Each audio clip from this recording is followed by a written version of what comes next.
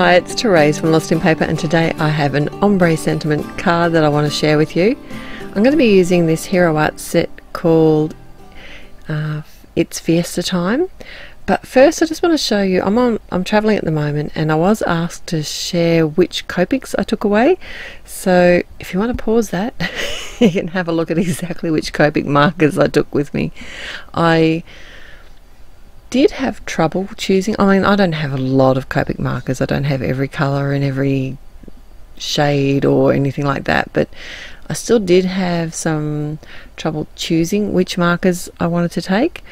But so far they all kind of work. You know, you can actually mix and match the Copic, because the alcohol ink, you can blend them up, or you can actually you know, make them lighter or double colour and make them darker. It's actually not that big a deal. You just use what you got.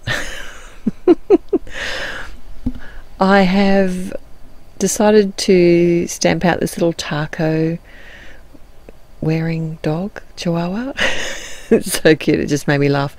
I have stamped him in some Memento Tuxedo Black in my Misty tool, and I'm just coming in with some simple colouring now. I really didn't complicate this too much, not yet anyway, but I wanted the dog to look white, so I have used my warm greys to colour him in, and her, it's actually probably a her dog, because this is for a little girl. Not a little girl, it's now nearly a lady, I suppose. A lady's card. And this is what happened. I actually filled all my markers that I could before I started travelling. So the markers, the Copic markers that I had the refills for, I filled them up. And obviously what happens is sometimes they just get, I don't know if it's like an air bubble or something gets in them, and you just get this blob of ink come out, and I wasn't going to start again. So I just came in with my C, you know, the zero, my clear pen, or I can't even think what I'm trying to say now, but anyway, I come in with the zero marker, and that kind of removes colour. And I think it worked well enough. I just wait for it to dry, come back in and add some more of the zero, and that will remove the colour, and then I just added some more shading. Alright, so now onto my Ombre Sentiment. I only used 2 different colours here to create the sentiment, and one of my favourite combos is bright orange and hot pink. And what I'm doing here is actually overlapping the colours, and the best thing about the alcohol markers is that they blend. Even though they're not really meant to blend, these 2 colours, they do.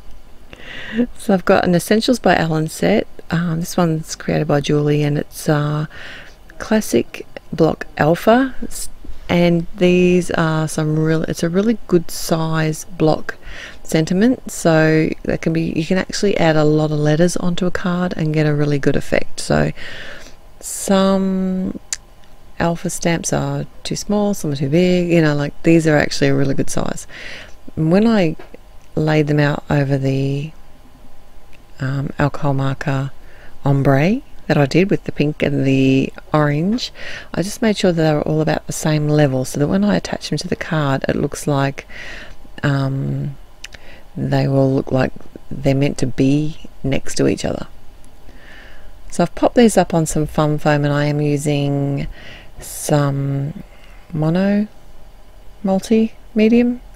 My favourite's the matte medium, but anyway, today I went with the mono multi. That's what I had by me. And then the rest of the sentiment is actually from the same stamp set, and I am just changing it up a little bit, rather than, because I've created my own word with the word taco, I've come in with the rest of the sentiment and now just selectively stamping that using my Misty, just for you know, if anything goes wrong I can do it again.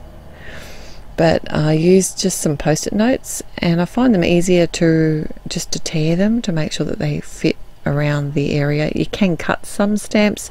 This one would have been a really difficult one to cut, but the second portion I did exactly the same thing, but what I did this time was actually angle the sentiment.